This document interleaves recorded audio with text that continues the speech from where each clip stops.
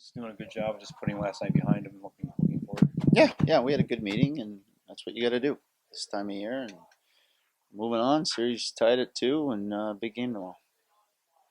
I feel both teams have done that throughout the series. Yeah, That they've had yeah. bounce I back. mean, both teams didn't have the years that we had from not bouncing back after losses, and so far the pattern's been the team that has lost has responded, and we hope we can keep that pattern going. Do you have any additional bodies available tomorrow? Is Zach even close?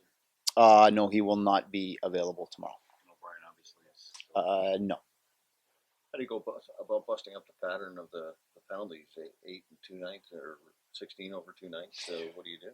It's just a mental thing. I think we just got to refocus, and obviously, I think we got a little bit frustrated with some of the calls and maybe non-calls, but you can't control that, and as a result, I think it kind of leaked into our execution, and as a result, we didn't have the puck. And when you don't have the puck, you're chasing the game, and you're more susceptible to taking those penalties. So it's not just one thing. I think it's a mental thing where we got to get over it. And if we don't get the calls, or we don't think some of the calls are justified, you just got to move on and get a kill and move on to your next shift, and not let it affect other parts of our game, which I thought it did last night.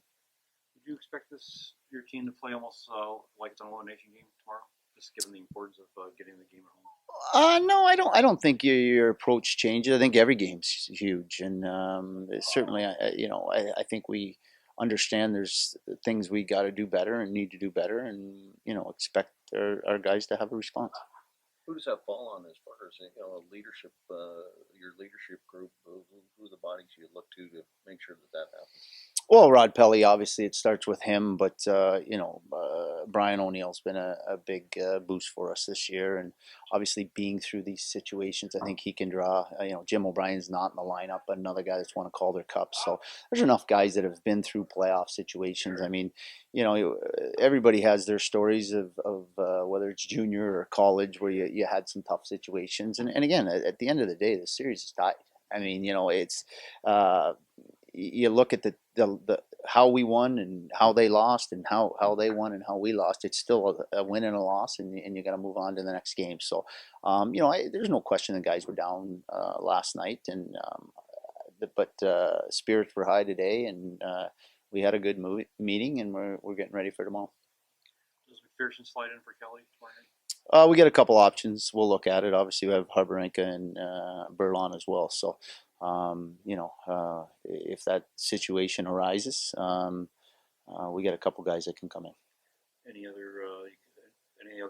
lineup changes that you're contemplating? Possibly, but that'll be decisions tomorrow or even game time.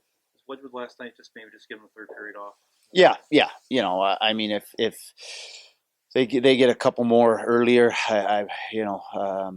it's 3-1 there when we had the break with the glass, and if they get one there, and maybe get Jan in earlier, but with the late goal going up late in the second there, we figured we'd just get to intermission and let Jan get a little warmed up, but just to get him a break and get out of there.